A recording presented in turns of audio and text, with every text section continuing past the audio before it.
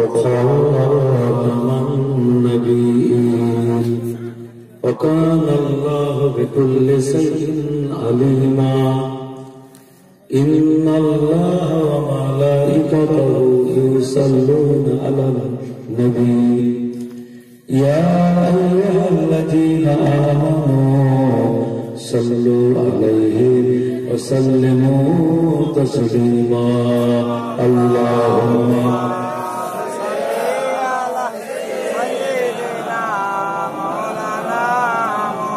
وعلى آل سيدنا محمد بشر صلى الله عليه وسلم ليس بالبشر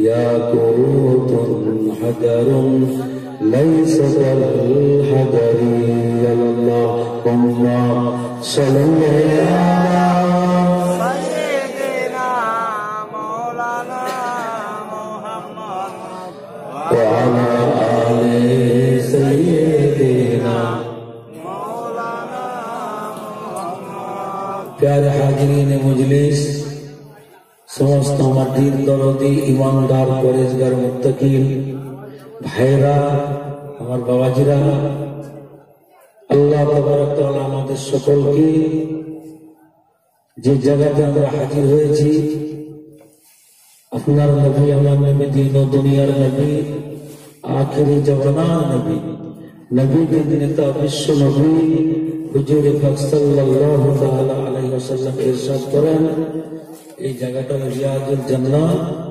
বেহেশতের বাগান আল্লাহ রাব্বুল আলামিন দুনিয়াতে তো বেহেশতের বাগান করেছেন একটা হলো যে জায়গাতে আমরা সকলে বসে আছি আর একটা জায়গা হলো যেখানে দয়াল নবী রাহমাতুল লিল আলামিন হুজুর পাক সাল্লাল্লাহু তাআলা আলাইহি ওয়াসাল্লাম আরাম করছেন মদিনা শরীফ বলা হয় মদিনা মনোহর বলা হয় আমার আল্লাহ ওই জায়গাটাকে রিয়াজুল জান্নাত বেহেশতের বাগান করে তৈরি করেছেন সুবহানাল্লাহ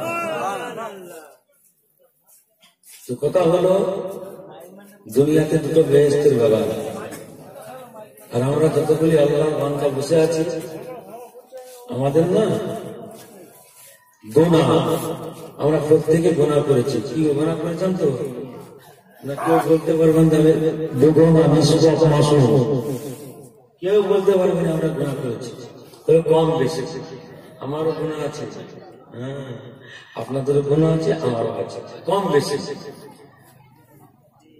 তো কথা হলো এই মজলিসে যখন বসে থাকবো আল্লাহ তাবারক তাআলার কথাবার্তা শুনবো আল্লাহর নবীর উপরে দরুদ শরীফ পড়বো সালাত ও সালাম পড়বো আমার আল্লাহ যদি আমাদের প্রতি খুশি হয়ে যান আমার আল্লাহ যদি আমাদের প্রতি রাজি হয়ে যান আমার আল্লাহ যদি ইচ্ছা করেন আমাদের পাহাড় সমতুল্য গুনাহটা একটা সেকেন্ড আল্লাহ তাকে লাগবে নি আমার আল্লাহ গুনাহ মাফ করে দিবেন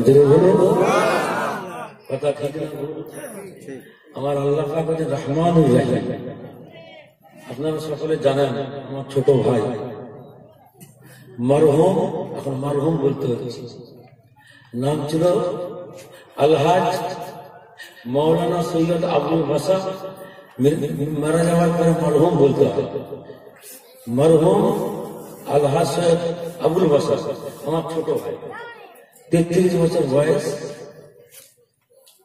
এই দুনিয়া থেকে চলে যাওয়ার পর থেকে যেদিন থেকে ইন্তেকাল করে তার দুদিন পর থেকে যে দাওয়াতগুলো নিয়েছিল তার দাওয়াত আমার দাওয়াত মানে চাকরির উপরে চাপ পড়ে গেছে জল চাকরি গলা বসে গেছে আমি কথা বলছি আপনারা অনুভব করছেন আমার কথা আমার গলা বসে গেছে দুটো তিনটে প্রত্যেকদিন আবার এখান থেকে চাকরি মানা করবো কেস করেছে কেশপুর মেদিনীপুরে কেশপুর সেখানে তারা বসে চাকরি মানা যাত্রী ওই যে হুজুর এসে হবে কিছু বলো আর নাই বলো তোমাকে দেখবো আমরা তুমি আসতে হবে আপনারা দাওয়াত দিয়েছেন যদি আমি না আসতাম আপনাদের মনে দুঃখ হতো কি হতো নি এক আমার ছোট ভাই চলে গেলে তার কথা আর আমি যদি না আসতাম আপনারা মনে মনে করতেন ভাই সাহেবটা চলে গেল আমাদের ছোট ভাইটা বড় ভাইটা দাওয়াতে নিয়ে এলো মানে দুঃখ করতেন। এটা আমি এসেছি, কিছু বলি আমি না বলি, আপনার সঙ্গে দেখা হলো আমার, এটা আপনাদের মনটা খুশি হবে। কি বলবো, ঠিক তো? এবার আসেন একটা কথা বলি আমি। এখন আমরা দুটো জায়গাকে বেশি মানি, একটা ফুরফুরা শরীফ আর একটা পিয়ার ডানা শরীফ। এই জায়গাতে শরীফ বলা হয় কেন? যেখানে আল্লাহর অলিরা, অলি কাকে বলা হয়? অলি মানে হলো আল্লাহর বন্ধু, অলি মানে হলো আল্লাহ দোস্ত, অলি মানে হলো আল্লাহর কাছের লোক। যে অলি ইবাদত বন্দেগী করে আল্লাহ তাকে রাজি করিয়েছেন, আল্লাহকে খুশি করিয়েছেন। আল্লাহ বলছে ও আমার বন্ধু। ওই বন্ধু যখন কোন কথা বলবে, ওটা আমার বন্ধুর বলা নয়, ওটা আমি আল্লাহ আমার বলা। আল্লাহ বলছেন আমার অলি যখন হাত দিয়ে কোনো কাজ করবে, ওটা অলির করা নয়, আমি আল্লাহ আমার করা। অলি যখন চোখ দিয়ে কোনো জিনিস দেখবে, ওটা অলির দেখা নয়, আমি আল্লাহ আমার দেখা। মানে ইবাদত বন্দেগী করে আল্লাহ পাকের নৈকট্য লাভ করে আল্লাহ পাকের কাছে পৌঁছে গেছে। আমরা এই জন্য করি কি, অলিদের ওসিলা ধরে আমরা আল্লাহর দরবারে দোয়া করি। আর যদি ডাইরেক্ট আপনি আল্লাহকে দোয়া করেন না, ও দোয়াটা আপনার কবুল হবে। একটা মাধ্যম চাই, ওসিলা চাই। আল্লাহ কোরআনে বলেছেন বিসমিল্লাহির রহমানির রহিম, ইয়া আইয়ুহাল্লাযীনা আমানু, হে ঈমানদার বিশ্বাসী বান্দা, অবতাগু ইলাইহিল ওসিলা, তোমরা আমি আল্লাহকে পেতে হলে আমার অলিদের কাছে যাও। অলিদের কাছে দোয়া চাইতে বলো, ওই দোয়াটা কোথায় আসবে? নবীর কাছে যাবে। নবীর কাছে ওই দোয়াটা কোথায় যাবে? আল্লাহ পাকের দরবারে যাবে। যে কথাটা বলছিলাম আমি, দুটো দরবারকে আমরা বেশি মানে, একটা ফুরফুরা শরীফ, একটা পিয়ার ডানা শরীফ। ফুরফুরা শরীফের জমিনে শুয়ে আছেন কে? তিনি হলেন মুজাদ্দিদে জামান আল্লাহ হযরত দাদা হুজুর পীর কেবলা রাহমাতুল্লাহ আলাইহি। ওনারা হচ্ছেন আল কুরাইশি বলা হয়। ওনারা হচ্ছেন সাহাবা হযরতে আবু বকর সিদ্দিক রাদিয়াল্লাহু তাআলা আনহুর বংশধর। জোরে বলুন সুবহানাল্লাহ। আল্লাহর নবী যে সাহাবী ছিলেন হযরত আবু বকর সিদ্দিক রাদিয়াল্লাহু তাআলা আনহুর বংশধর। আল্লাহ নবী বলছেন, যদি আল্লাহ কাউকে হুকুম দিতেন নবী হবা, আমি নবীকে, আমি রসুলকে আল্লাহ সর্বপ্রথম তৈরি করেছিলেন। তৈরি করে আমার আল্লাহ আমি রসুলকে যখন পাঠালেন, সমস্ত নবীদের শেষে খাতমুন নবীয়্যিন করে আল্লাহ দুনিয়ায় পাঠালেন। জোরে বলুন সুবহানাল্লাহ। আমার পরে আর কোন নবী আসবেন। আল্লাহ যদি নবুয়ত দান করতেন, তাকে দান করতেন, সে হলো আমার সাহাবী হযরত আবু বকর সিদ্দিক রাদিয়াল্লাহু তাআলা আনহু। হযরত আবু বকর সিদ্দিক রাদিয়াল্লাহু তাআলা এত ইবাদত করেছিলেন, আল্লাহ নবী বলেছেন আমার উম্মতেরা, तमाम উম্মতেরা তাদের ইবাদত গুলি পাল্লার এক ধারে রাখা হবে, আর আমার আবু বকরের ইবাদত এক ধারে রাখা হবে, পাল্লা তোলা হবে। আবু বকরের পাল্লাটা ভারী হয়ে যাবে। জোরে বলুন সুবহানাল্লাহ। এই জন্য আমরা ফুরফুরা শরীফের দরবারকে মানি। আর পিয়ার ডানা শরীফের দরবারকে কেন মানি? পিয়ার ডানা শরীফে শুয়ে আছেন আওলাদে রাসূল, রাসূলের বংশধর। পাঁচজনকে দিয়ে বলা হয় পাঁচ পাঞ্জাতন। আমরা অনেকে জানি পাঁচ পাঞ্জাতন থেকে বলা হয়। ইমাম হাসান, ইমাম হোসাইন, শেরে খোদা আলী কারামুল্লাহ, খাতুনে জান্নাত, কজন হলো? চারজন। আর আমার নবী কজন হলো? পাঁচজনকে বলা হয় পাঁচ পাঞ্জাতন। পাঁচজনকে বলা হয় আহলে বাইত। আহলে বাইত আরবি শব্দ। আহলে বাইত মানে হলো, আহলে মানে ঘর, বায়াত মানে হলো ঘরের বাসিন্দা। এদেরকে বলা হয় আহলে বায়াত, এদেরকে বলা হয় নবী বংশ, এদেরকে বলা হয় পাঁচ পাঞ্জাতন। আল্লাহ নবী বলছেন এদেরকে যারা ভালোবাসবে, এদেরকে যারা মহব্বত করবে, আল্লাহ রাসূল বলছেন আমি রাসূলুল্লাহকে তারা পেয়ে যাবে। আর আমি রাসূলকে পাওয়া মানে তারা আল্লাহকে পেয়ে যাবে। যদি বলুন সুবহানাল্লাহ। আমাদের যিনি পিয়ার ডানা শরীফের জমিনে শুয়ে আছেন, তিনি আজ থেকে 1999 হিজরি মানে 450 বছর আগে, 450 বছর, হ্যাঁ 450 বছর আগে পারস্য দেশের বলক বলে একটা শহর, বলক শহর, 26 বছরের যুবক তিনি দিল্লি শাহজাহান বাদশাহ দরবারে গেলেন। শাহজাহান বাদশাহ দরবারে যাওয়ার পরেতে শাহজাহান বাদশাহ তিনার অলৌকিক ক্ষমতা দেখে তিনাকে কিছুদিন রেখে বলল, আপনি বাংলাদেশ চলে যান, ওখানে মানুষকে ইসলাম ধর্ম শোনাবেন, ইসলাম ধর্ম প্রচার করবেন। 40 দিন থাকার পরে আবার শাহজাহান বাদশাহ দরবারে গেলেন। 40 জন খাদেম সাথী তিনার সঙ্গে দিলেন, আর একটা লিখে দিলেন, আপনি যে জায়গায় বসবেন ওই জায়গায় রাজা আপনাকে বসবার হুকুম দিল, আমি লিখে দিচ্ছি। বাদশাহ লিখে দিলেন। উনি করলেন কি, ঘাটাল মহকুমা চন্দ্রকোনা টাউনের অন্তর্গত পিয়ারডাঙ্গা, তখন নাম হয়নি, পিয়ারডাঙ্গাটা উনি নাম রেখেছিলেন।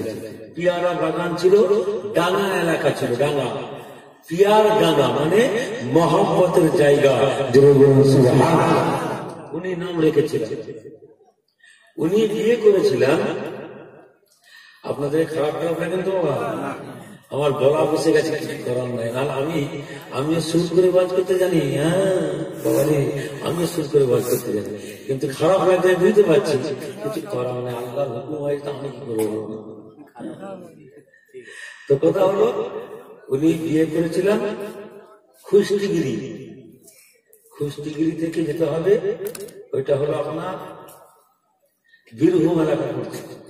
ওনার যিনি শ্বশুর, ওনার নাম হলো হযরতে আব্দুল্লাহ কেরমানি, উনি এসেছিলেন কেরমান শহর থেকে। উনি বললেন, আমি জামাই করব, যে ব্যক্তি আমার কম্বলটা 1 ঘন্টা গায়ে দিয়ে থাকতে পারবে তাকে আমি জামাই করব। উপযুক্ত সব জামাইরা যে হাজির, কেউ 5 মিনিট, কেউ 3 মিনিট, কেউ 2 মিনিট, কেউ 1 মিনিট, কেউ 10 মিনিট, এর বেশি আর কেউ গায়ে দিতে পারে। গোটা শরীর পুড়ে যাচ্ছে। আমাদের পিয়ারডাঙ্গা শরীফের হুজুর 1.5 ঘন্টা কম্বলটা গায়ে দিয়েছিল, যেটা বলুন সুবহানাল্লাহ।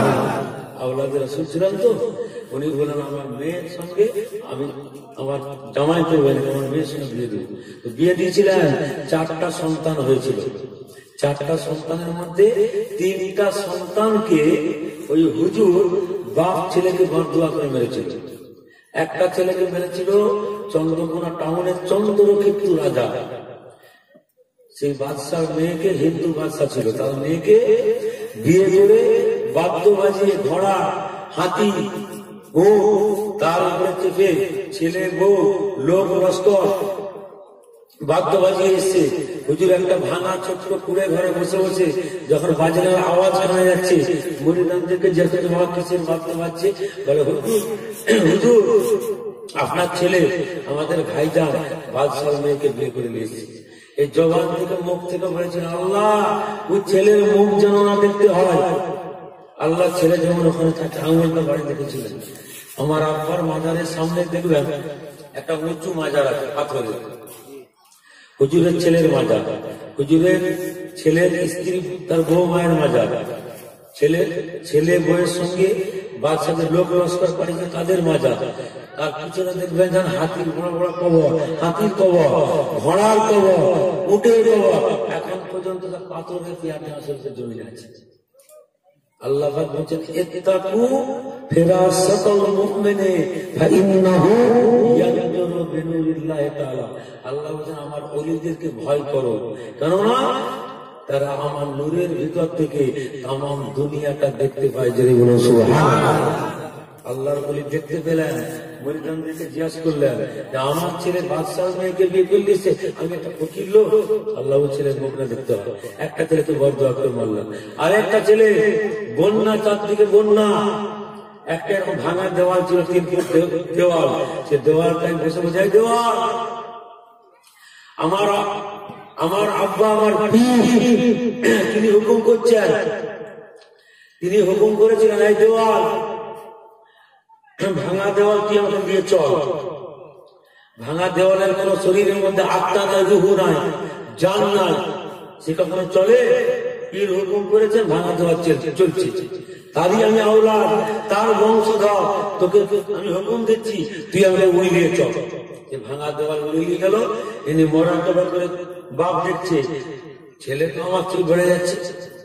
আল্লাহ বলেছে, আল্লাহ ও ছেলের মুখ আমি দেখে পাঠিয়েছি হুকুম করে, ওখানে গেছে, আল্লাহ ঘুরে এসে যেন ওর মুখ না আমি দেখি, ও যেমন ওখানে থাকে। সঙ্গে সঙ্গে মাজার হয়ে গেল। আর একটি ছেলে, একটি বুড়ি মেয়ে নিয়ত করেছে, আল্লাহ আমার এই ভাঁজা গাছে যদি পেয়ারা হয়, সর্বপ্রথম হুজুরকে তোহফা দেবো। একে নিয়ত করে তাকিয়ে তাকিয়ে রাখি। একদিন হুজুরের ছেলে খেলতে খেলতে তুলে খেয়ে গেছে, আর বুড়ি দেখতে পেয়েছে, আফসোস করছে, যা হুজুরের ছেলে খেয়ে নিল, ওনার আব্বাকে দেবো বলে নিয়ত করেছিল, আল্লাহ একটি আমার কাছে দিয়েছে। মেয়েটা যদি, হুজুর আপনার ছেলে না বলায় আমার গাছের ফলটা খেয়ে নিল হুজুর। আমার ছেলেকে ডেকে নিয়েছো? ছেলে খেলছিল, ডেকে আনলো, বলে বাবা তুমি কি বুড়ি মেয়েটার গাছের ফল খেয়েছো? বলে আমি একদম খাইনি, ও মিথ্যা কথা বলছে, মিথ্যাবাদী। ও দেখবে যখন গাছে কত ফল হয়েছে, গোটা গাছ ফলে ভর্তি। হুজুর মোরাকে বাজার দেখছে, মেয়েটা ঠিক বলেছে, আমার ছেলে মিথ্যা কথা বলেছে। বলে বাবা গোসল করে এসো। একটা চাদর ঢাকা দিয়ে দিলাম, ছেলেটা মারা গেল। তিনটা ছেলেকে বরদোয়া করে মেরে দিলেন। স্ত্রী কাঁদছে, আল্লাহ কাকে গিয়ে থাকবো আমি, আমার সব ছেলেগুলোকে মেরে দিল আমার স্বামী। এমন সময় তখনকার যুগে তো যেমন এখন মোবাইল ফোন আছে, তখন তো ফোন থাকেনি। আল্লাহর ওলিরা এই যে ফুরফুরা মুরিদানরা দেখছে, ফুরফুরা শরীফের জমিনে হুজুরকে ওরা ঘোরাফেরা করছেন, আবার দেখে মক্কা শরীফে তিনি মাগরিবের নামাজ পড়ছেন। ধরে বলুন সুবহানাল্লাহ। একটা ইলেকট্রিক, আপনার কলকাতা থেকে আমি 3 বার হজে গেছি। একবার ফরজ হজ করেছি, উমরা 2 বার করেছি। আবার লকডাউনের জন্য আমার হজের পড়ে আছে, সব ঘর ভাড়া করে দিয়েছি। ওখানে 50 জন মুরিদান আমার সঙ্গে যাবে। প্রত্যেক বছর আমি যাই ভাই, বুঝতে পারলাম। আল্লাহ যান। এবছর ফাল্গুন মাসে 2 ভাই ডিউটি করছি, ভাই ছোট ভাইকে বলছি, ভাই আমি তো প্রত্যেক বছর যাচ্ছি, তুই এবছর যা। বলার সঙ্গে সঙ্গে ভাইয়ের আমার খুশি। তুমি বলছো? হ্যাঁ আমি বলছি, তুই যা। আর মুরিদান না তখন বেড়ে ছোট ভাই মাগুলা ধরেছে, ভাই যান, ছোট ভাই যান। বড় ভাই হুকুম দিচ্ছে, আপনি আমাদের সঙ্গে যাবেন। আপনি গেলে আমাদের তো চিন্তা নাই, খুব খুশি। খানিক পরে বলছে, না আমি যাবো। তো বড় ভাই যাই, মুরিদানরা বলছে, না ওকে বলতে হবে না, আপনাকে যেতে হবে। 2 ভাইয়ের যুক্তি হল। তারপরে তো আমার যেখানে ছোট ভাই যে অ্যাক্সিডেন্ট করলো, ওই দাওয়াতটা আমার দাওয়াত। দেখো আল্লাহ পাক বান্দার মৃত্যু কেমন হবে না, হিল্লাই রুজি বাহানাই মন। বুঝতে পারলাম? বহু কথা আমার মনে পড়ছে, বহু কথা, মানে আপনার কথা মনে পড়ছে না। 3 ঘন্টা যদি বসে আলোচনা করে শেষ হবে না, কিন্তু আমি সময় আমার কম হওয়ার, যে এক জায়গায় দোয়া করতে হবে। যাই হোক, কথা ভুলে নিয়ে দেরি হয়ে যাবে। তখন এবারে ছোট ভাই বলছে, না আমি যাবো। আমি বললাম, ভাই একটা দাওয়াত দিলে তুই যাবি, লকডাউনটা কাটলে 40-50 জন লোক যাবে। মক্কা শরীফে হারাম শরীফের কাছে ঘর ভাড়া করে দিয়েছি, আর মদিনা শরীফের নবী পাকের মাজারের সামনে ঘর ভাড়া করে দিয়েছি, ওখানে থাকবি, তুই যা। ঠিক আছে, তাহলে যাবো। একটু মজা, মানে মজা করতো তো, আপনারা নিশ্চয়ই কথা বলে দেন ছোট ভাইয়ের সঙ্গে, একটু মজা করতে হতো, খুব ফুর্তি পাচ্ছিল, বুঝতে পারলাম। তো ছোট ভাই আমার, তিনি করলেন কি দাওয়াতটা নিয়ে গেলেন, অ্যাক্সিডেন্ট হয়ে ইন্তেকাল করলেন। যাই হোক, আল্লাহ 40 দিন আগে যারা আল্লাহ মনোনীত বান্দা হয়, যারা আল্লাহ পাকের হুকুম মতন চলে, আল্লাহ পাক তার প্রতি খুশি হয়ে যান। আল্লাহ 40 দিন আগে মৃত্যুর সিমটম গুলা আল্লাহ বান্দাকে জানিয়ে দেয়। যে কথা বলছিলাম, হিল্লাই রুজি বাহানায় মত। আল্লাহ বলেন, আমি আমার মনোনীত খলিফা তৈরি করব, আদমকে তৈরি করব। এই ফেরেশতা তোমরা মাটি দিয়েছো, জিবরাইল, মিকাইল, আজরাইল, ইসরাফিল, 4 জন বিশিষ্ট ফেরেশতা মাটির কাছে গেলেন। জিবরাইল যে মাটিটা ধরলেন, ধরার পর মাটি হচ্ছে, আল্লাহর কসম, খোদার কসম, তুমি এই দুনিয়ার মাটি আমাকে নিয়ে যেতে পারবে না। আল্লাহর কসম, খোদার কসম, তুমি আমাকে নিয়ে যাবে না। যখন কসম বললো জিবরাইল চলে এলো। আল্লাহ বলল মাটি, বলে আল্লাহ তোমার কসম দিচ্ছে আমি দিয়েছি। মেকাইল গেল, ওই একই কথা কসম দিল। ইসরাফিল গেল, মাটি ওই কসম দিল, সেও ফিরে এলো। এবারে কার পালা?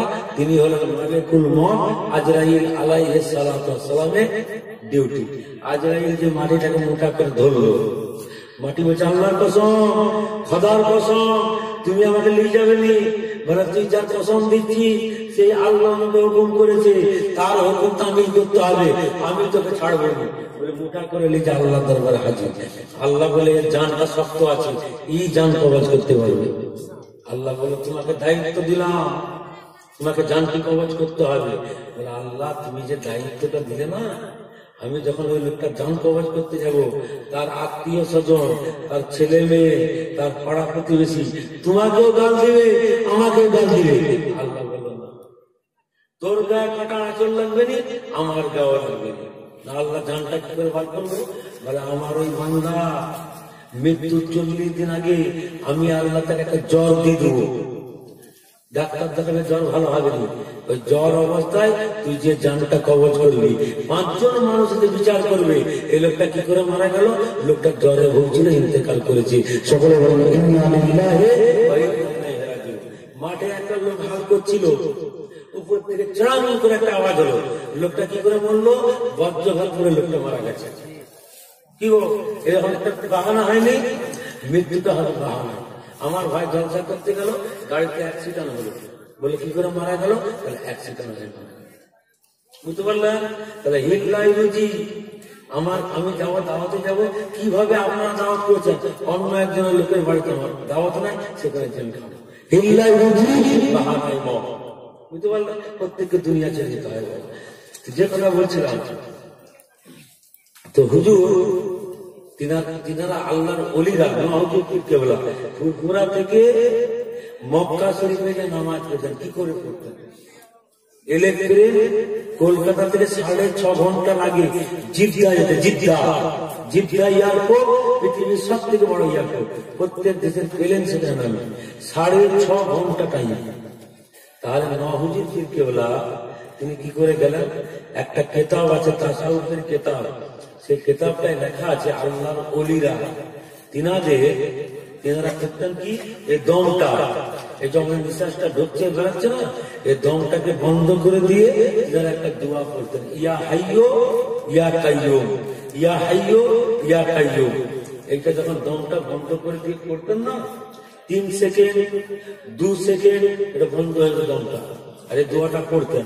এই রুহুটা দেহটাকে উপর দিকে তুলবে। কেতাবওয়ালা লিখছে এখান থেকে, এই জায়গা থেকে মদিনা শরীফে একটা রড লাইট ফিট করা আছে। সুইচটা টিপলে যা টাইম লাগবে জ্বলতে, এখান থেকে সুইচ টিপলে ওটা জ্বলবে, যা টাইম লাগবে। এই দেহটাকে, রুহুটা তার থেকে আরো তাড়াতাড়ি রুহুটা দেহটাকে নিয়ে যে মক্কা শরীফ মদিনা শরীফে পৌঁছে দেবে। আল্লাহর ওলিরা এইভাবে সফর করতেন দুনিয়াতে। বুঝতে পারলেন?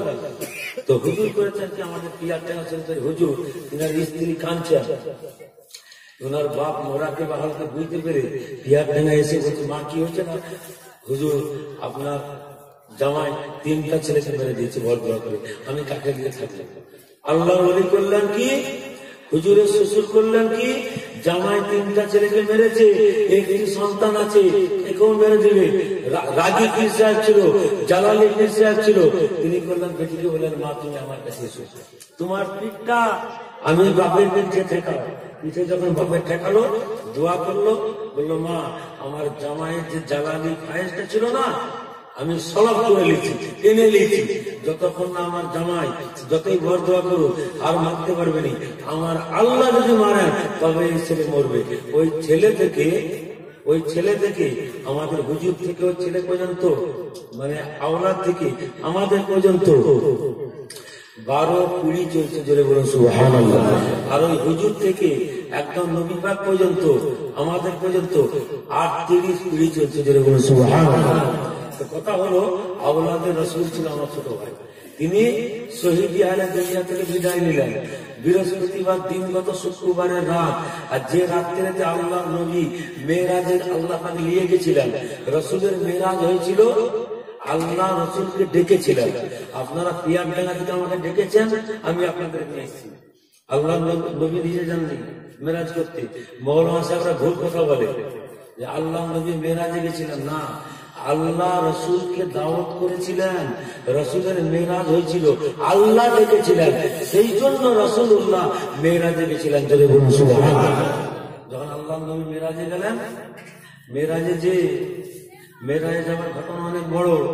আল্লাহ নবী ঘুমিয়েছিলেন, জিবরাইল আলাইহিস সালাতু ওয়াস সালাম আল্লাহ রসুলকে তুললেন। কেমন করে তুললেন?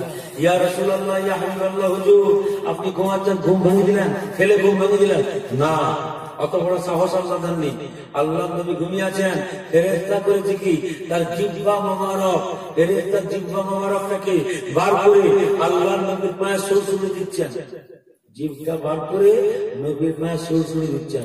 আল্লাহ নবীর ঘুম ভেঙে তাকিয়ে দেখছেন, সিধা অবস্থায় জিবরাইল নবীর পায়ে সুরসুরি দিচ্ছেন। আল্লাহ নবীর ঘুম ভেঙে গেল। আল্লাহ, ভাই কি খবর? বলে হুজুর আল্লাহ পাক আপনার সঙ্গে দিদার করবেন, আপনার দেখা হবে মেরাজে, আপনি চলুন, আল্লাহ আপনাকে আনতে পাঠিয়েছেন। আল্লাহ নবী উজু করলেন, উজু করে তুলে কাজ নামাজ পড়লেন, পড়ে বাইরে বেরিয়ে দেখেন একটা নূরের তৈরি গোড়ার কাছে, নূরের তৈরি। আল্লাহ নবী করলেন কি, বোরাকে চাপতে যাবেন, একটা জান্নাত থেকে জামা, পাঞ্জাবি জামা আনা হয়েছিল। আল্লাহ নবীকে বলে এটা কিনে নেন। বলে আমি রাসূলুল্লাহ কিনবো। কেন কিনবেন? আপনি কাঁদছেন কেন? বলে না, আমি কিনবনি যতক্ষণ পর্যন্ত আল্লাহ আমার এই গুনাহগার উম্মতদেরকে জান্নাতে পাঞ্জাবি জামা না দেন, আমি রাসূলুল্লাহ জামা কিনবনি, ব্যবহার করবেন। সুবহানাল্লাহ। আল্লাহ নবী সংবাদ এলো, আমার হাবিবকে বলে দাও, আমার বন্ধুকে বলে দাও, উম্মতের কান্ডারিকে বলে দাও, যে উম্মতের জন্য 24টা ঘন্টা কাঁদছে, ইয়া হাবলি উম্মতি, ইয়া হাবলি উম্মতি, তাকে বলে দাও কাল কিয়ামতের ময়দানে আমি আল্লাহ আমার হাবিবের থেকে তার উম্মতদেরকে আরো দামি পাঞ্জাবি আমি আল্লাহ নিজে কিনাবো। জোরে বলুন সুবহানাল্লাহ। আল্লাহ নবীকে শুয়ে কিনলেন, বোরাকে কেটে চাপলেন, বোরাক মাথা নাড়ছে, বোরাক বলছে আমি নিয়ে যাবো, মাথা নাড়ছে। আল্লাহ নবী বলছেন, এই বোরাক চলো। জিবরিল বলছে, আরে তোমার পিঠের উপরে কে চেপেছে জানো? সুলতানুল আম্বিয়া, সমস্ত নবীদের নেতা, তুমি নিয়ে চলো। বোরাক মাথা নাড়ছে। তখন বোরাক আল্লাহ বলছে, আল্লাহ তোমার বন্ধুর সঙ্গে, তোমার হাবিবের সঙ্গে তো কথা বলবো, তুমি তো কথা বলবার হুকুম দাও নি, তুমি যদি হুকুম দাও আমি কথা বলবো। আল্লাহ তুমি আমার জবানটা খুলে দেবে। আল্লাহ জবান খুলে দিলাম। বোরাক বলেছিল, হুজুর আমি আপনাকে নিয়ে যাবো। কারণ একটা শর্ত আছে, যদি শর্তটা মঞ্জুর করেন আমি আপনাকে নিয়ে যাবো। হুজুর আপনি যখন আল্লাহর দরবারে দেখা করতে আসবেন, আল্লাহর সঙ্গে দিদার করতে আসবেন, আমি যখন জান্নাতে শুনলাম, আমি কেঁদে কেঁদে কেঁদে কেঁদে পর্যন্ত কেঁদে কেঁদে আমার চোখে ঘা হয়ে গেছে, আমার চোখে ঘা হয়ে গেছে। আরো আমার থেকে দামি দামি ঘোড়া ওই জান্নাতে ছিল, কিন্তু হুজুর আমি আপনার জন্য কেঁদেছি। আল্লাহ আমার চোখের ঘাওয়ালা ঘোড়াকে দোয়াকে আল্লাহ কবুল করেছেন, আমার নসিব বুলন্দ হয়েছে, আপনার মতো নবীকে নেব। তবে হুজুর একটা শর্ত। বলে কি শর্ত? কাল কিয়ামতের ময়দানে অনেক উপযুক্ত ঘোড়াকে আপনি পাবেন, কিন্তু হুজুর আমার মতো গুনাহগার জীর্ণ শীর্ণ ঘোড়াকে পিঠে যদি আপনি চাপেন, ওয়াদা করেন, আমি আপনাকে আল্লাহর দরবারে নিয়ে যাবো। জোরে বলুন সুবহানাল্লাহ। আল্লাহ নবী আমি রাজি আছি। এবারে আল্লাহ দরবারে নিয়ে যাচ্ছেন, ফেরেশতাও যাচ্ছে। ফেরেশতা কিভাবে যাচ্ছে? আল্লাহ নবী ঘোড়াকে উপরে চাপলেন, জিবরিল ফেরেশতা কিভাবে যাবেন? জিবরাইল বলল, হুজুর আপনি ঘোড়াকে উপরে বসুন, আপনার কদম মোবারক গুলা আমি সিনাতে রেখে আমি আপনার সঙ্গে সফর করবো। একটা বর্ডার আছে, বর্ডারটার নাম হলো সিদরাতুল মুনতাহা। ওই বর্ডারে যে ঘোড়াটা থেমে গেল, থেমে যাওয়ার সঙ্গে সঙ্গে জিবরিল বলে, হুজুর আমি আর যেতে পারবো না। কেন? এখান থেকে একটা চুল যদি আগের দিকে যায়, লাহু সিফাতু আজলে হাকিম, আমার নূরের তৈরি 6 জোড়া পাখা পথ, এগুলো আল্লাহ নূরের তাজাল্লিতে জোরে করে ছারখার হয়ে যাবে, আমি আর যেতে পারবো না। জিবরাইল নবীর কদম চুমলেন, বোরাক বলছে, হুজুর আমি যেতে পারবো না, আমার মাকাম শেষ। বোরাকও বিদায় নিলেন, জিবরিল বিদায় নিলেন। আল্লাহ নবী চিন্তা করেন, আল্লাহ দরবার যাবো। আল্লাহ জান্নাত থেকে একটা রফরফকে পাঠিয়েছেন। রফরফ মানে সিংহাসন বলা হয়, আবার জান্নাতের সবুজ বিছানা বলা হয়। তার উপরে আমার রাসূল চাপলেন। লক্ষ লক্ষ মাইল যাওয়ার পরে ওই রফরফের জবান মুখকে আল্লাহ খুলে দিলেন। রফরফ বলেছিল, হুজুর আপনার পায়ের তোলা যদি আর কিছুক্ষণ থাকি, আমি জ্বলে ফিরে ছারখার হয়ে যাবো, আমাকে বিদায় দেয়। রফরফ বিদায় নিল। আল্লাহ নবী মহাশূন্যে আল্লাহ পাকে আর সে আল্লাহ পরিচিত যখন নেমে গেলেন, আমার নবী করলেন কি, আদবের সঙ্গে, মহব্বতের সঙ্গে, ভালোবাসার সঙ্গে জুতা মোবারক গুলা খুলছেন। আল্লাহ বলেন, থামেন আমার হাবিব, আমার বন্ধু সুলতানুল আম্বিয়া, আখিরি জামানার নবী মুহাম্মদুর রাসূলুল্লাহ সাল্লাল্লাহু আলাইহি ওয়াসাল্লাম, থেমে যান, জুতায় হাত দিবেননি। আল্লাহ নবী, কেন আল্লাহ পাক? আপনি মুসা নবী নয়। মুসা নবীকে বলেছিলাম, মুসা বলেছিল, আল্লাহ আমি আপনাকে দেখবো। আল্লাহ বলেছেন, লান তারানি, এই মুসা তুমি আমাকে দেখে সহ্য করতে পারবে না। মুসা ঝপ করেছিল, আল্লাহ তোমাকে দেখবো, আল্লাহ তোমাকে দেখবো, আল্লাহ তোমাকে দেখবো। আল্লাহ বলে, মুসা তুমি যখন দেখবে বলছো, পাহাড়ের নামন, তোমার জুতা গুলা খুলো, খুলে পাহাড়ের উপরে উঠে এসো। মুসা তুমি পাহাড়ে গেলেন, জুতা খুলে সিধায় গেলেন। আল্লাহ পাকের তাজাল্লি জ্যোতি নূর দেখে মুসা নবী বেহুশ হয়ে গেলেন। পাহাড়টা পুড়ে সুরমাতে পরিণত হয়ে গেল। আল্লাহ বলে, তুমি মুসা নবী নয়, তুমি হলে আমার হাবিব, তুমি হলে আমার বন্ধু। তুমি জুতা পায়ে দিয়েছো, আপনি জুতা পায়ে দিয়ে আসুন আমার আরশে মুআল্লা, আমার দরবারে থেকে একটা আরজি পেশ করেছে। আল্লাহ গো, আপনার হাবিব মুহাম্মদুর রাসূলুল্লাহ যখন আপনার দরবারে আসবে, জুতা পায়ে দিয়ে আসতে বলবেন। কেন আল্লাহ? আপনার হাবিবের জুতার ধুলিগুলা যদি এই আরশে মুআল্লার মধ্যে পড়ে যায়, আল্লাহ আরশের মর্যাদা আপনি বুলন্দ করে দিবেন। জেনে বলুন সুবহানাল্লাহ। নবীর জুতার ধুলা মোবারকের বরকতে আল্লাহ আরশে মুআল্লা মর্যাদা বুলন্দ করে দিয়েছেন। জান্নাতি পাথর আছে কোথায়? এটা হলো আপনার মক্কা শরীফে, কাবা শরীফের কোণে, যার নাম হলো হাজিরা আসওয়াদ। আমার নবী জবান দিয়ে, মুখ দিয়ে চুম্বন করেছিলাম, নবীর মুখের খাতিরে আল্লাহ পাথরের মর্যাদা বুলন্দ করে দিলেন। জোরে বলুন সুবহানাল্লাহ। বুঝতে পারলেন ভাইজান? তো কথা হলো বাবাজি, তাহলে আমার নবী আমাদের জন্য চোখের পানি ফেলে কাঁদছেন। যখন পৌঁছালেন, পৌঁছাবার পরে আল্লাহ পাক নবীকে দেখলেন, নবী আল্লাহ পাককে দেখলেন। কথাবার্তার আলাপ আলোচনা হলো, দুই বন্ধু কথাবার্তার আলাপ আলোচনা হলো। হওয়ার পরে যখন নবী চলে যাবেন, আল্লাহ পাক বললেন, আমার হাবিব আপনি কি এনেছেন? তখন আল্লাহ নবী আকিমুস সালাত, নামাজ, রোজা, হজ, যাকাত, দান খায়রাত আল্লাহ নামিয়ে দিলেন।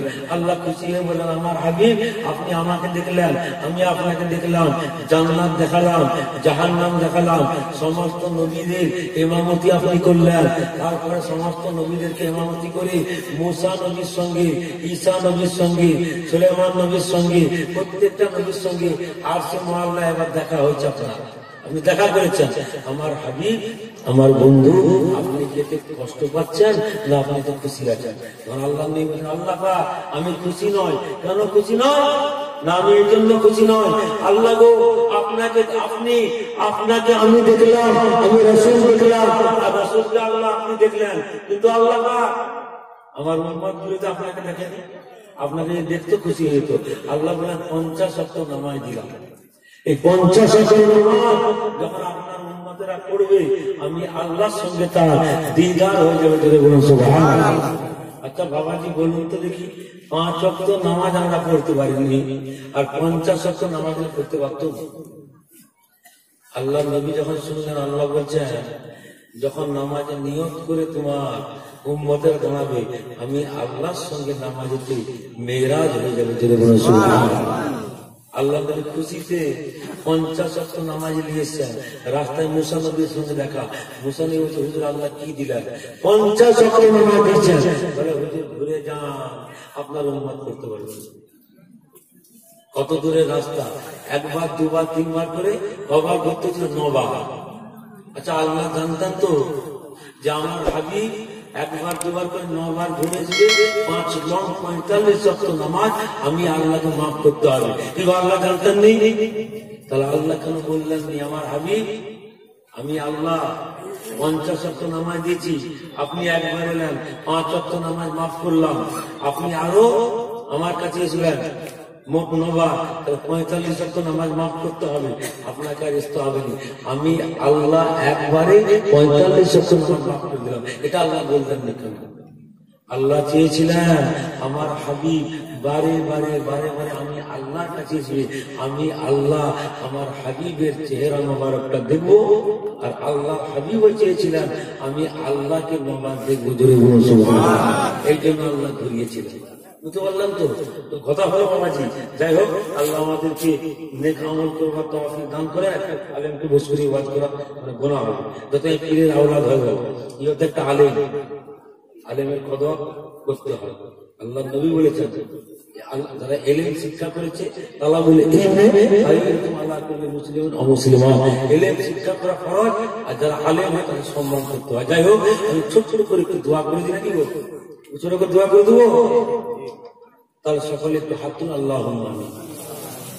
বিসমিল্লাহির রহমানির রহিম। ربنا ظلمنا أنفسنا وإن لم تغفر لنا وترحمنا لنكونن من الخاسرين। আয় আল্লাহ পাক, পরওয়ারদিগার দুনিয়ার মাবুদ, আল্লাহ পাক যে জায়গাতে আমরা বসে হাত তুলেছি আল্লাহ, আপনার হাবিব বানা রিয়াজুল জান্নাহ বেহেশতের বাগান, আল্লাহ সেই বেহেশতের বাগানে বসে আমরা হাত তুলেছি আল্লাহ। দুনিয়াতে আমরা অনেক পাপ করেছি, গুনাহ করেছি আল্লাহ, এত গুনাহ করেছি, এত পাপ করেছি যে গুনাহ থেকে আপনি তাকিয়ে ফেললে আপনার রাগ হয়ে যাবে। কিন্তু আল্লাহ পাক আমরা আপনার হাবিবের উম্মত হয়েছি, সেই উম্মতের খাতিরে রিয়াজুল জান্নায় বসে আমরা হাত তুলেছি। সেই জান্নাতের ওসিলায় আল্লাহ আমাদের সমস্ত গুনাহগুলি আপনার হাবিবের ওসিলায় আপনি মাফ করে দেন। মাফ করে আল্লাহ যেটুকু নেকি যেটুকু সওয়াব দিবেন আপনার হাবিব রাহমাতাল লিল আলামিন শাফিউল মুজনাবিন আনিসুল গরিবিন আহমদে মুজতবা পাক নাম মুহাম্মদ মুস্তাফা সাল্লাল্লাহু তাআলা আলাইহি ওয়াসাল্লামের দরবারেতে সওয়াব আল্লাহ আপনি পৌঁছে দেন। আল্লাহ পাক খাস করে আপনার হাবিবের অন্তর্ভুক্ত আমাদের সকলের তরফ থেকে আল্লাহ আপনি খোঁজ করে দিন। খাস করে আল্লাহ পাক 1,24,000 পয়গম্বর, 2,24,000 পয়গম্বর, সমস্ত নবীদের দরবারেতে সওয়াব আল্লাহ আপনি পৌঁছে দেন। খাস করে আহলে বাইত খানদান খাতুন জান্নাত মা ফাতিমাতুল জোহরা রাদিয়াল্লাহু তাআলা আনহা, আলী কারামাল্লাহু, ইমাম হাসান হোসেন রাদিয়াল্লাহু তাআলা আনহু, তিনাদের দরবারেতে সওয়াব আল্লাহ আপনি পৌঁছে দেন। খাস করে সওয়াব খানা হযরত গাউস পাক খাজা আজমিরি রাহমাতুল্লাহ আলাইহি দরবারেতে সওয়াব আল্লাহ আপনি পৌঁছে দেন। খাস করে আল্লাহ পাক আমাদের দেশে মেদিনীপুর শহর, ইয়ারবেনা শরীফ, ফুরফুরা শরীফ, সমস্ত ওলিয়া আল্লাহদের দরবারেতে সওয়াব আল্লাহ আপনি পৌঁছে দেন। আল্লাহ পাক এই ঘোড়াধরা গ্রাম আমার বাবাজিরা, আমার ভাইজানেরা প্রতি বছরের ন্যায় আল্লাহ পাক আপনার হাবিবের মজলিসকে সাজিয়েছেন। আল্লাহ আপনি তাদের দোয়াকে কবুল করে নেন, কবুল করে আল্লাহ তাদের আব্বা জান, আম্মা জান, দাদা দাদি, নানা নানি, আত্মীয় স্বজন যারা দুনিয়া থেকে বিদায় নিয়েছেন, তার সঙ্গে আল্লাহ পাক আজকের দিনে আমার ছোট ভাই মরহুম সৈয়দ আব্দুল বাসার আজকের দিনে এসবার কথা ছিল। আল্লাহ আল্লাহ সে এমন জায়গায় চলে গেছে আমাদের কারো হাত পড়াবার ক্ষমতা নেই। আল্লাহ আল্লাহ সে দুনিয়াদারি করা অবস্থায় যদি কোনো ভুল করে যায়, গুনাহ করে যায়, আল্লাহ আপনি রহমানুর রহিম, আল্লাহ তার জীবনের গুনাহকে মাফ করে দিন। আল্লাহ তার কবরকে আপনি রিয়াজুল জান্নাত বানিয়ে দিন। আল্লাহ পাক আমার ভাই জানেরা বড় আপনার শরীরকে মহব্বত করে আল্লাহ আমার পীর ও মুর্শিদ আমার আব্বা জান এই গ্রামে এসে যা করতো আল্লাহ, আল্লাহ আমি ছোটবেলায় আমার আব্বার সঙ্গে এসেছি আল্লাহ, সেই সব মুরব্বীরা মনে হয় আজকে নাই। আল্লাহ তারা কবরের মধ্যে শুয়ে আছেন। আল্লাহ আল্লাহ তাদের বিয়েতে সবকে আল্লাহ পৌঁছে দেন। আল্লাহ পাক সে আওলাদে রাসূলের দরবারকে সকলকে মহব্বত করবার তৌফিক দান করুন। আল্লাহ কাল কিয়ামতের ময়দানে আওলাদে রাসূলদের পিছনে পিছনে আমরা জান্নাতে যাওয়ার তৌফিক দান করুন। আল্লাহ যেটা উদ্দেশ্য নিয়ত করে আল্লাহ মাজলিসে বসে হাত তুলেছে, আল্লাহ আপনি তার অন্তরের খবর সব জানেন। আল্লাহ তার অন্তরের দোয়াকে আপনি কবুল করে নিন। আল্লাহ আমার বাবাজিদেরকে ধৈর্য ধরে এই মজলিসে বসে আখেরি মোনাজাত নিয়ে ঘরে যাওয়ার তৌফিক দান করুন। সুবহান রাব্বিকা রাব্বিল ইজ্জাতি আম্মা ইয়াসিফুন, আসসালামু আলাল মুরসালিন, আলহামদুলিল্লাহি রাব্বিল আলামিন। আমিন মিন কালিমাতাইনি ওয়া লা ইলাহা ইল্লাল্লাহ, লা ইলাহা ইল্লাল্লাহ, লা ইলাহা ইল্লাল্লাহু মুহাম্মাদুর রাসূলুল্লাহ সাল্লাল্লাহু আলাইহি ওয়াসাল্লাম। সকলে দুরূদ আল্লাহুম্মা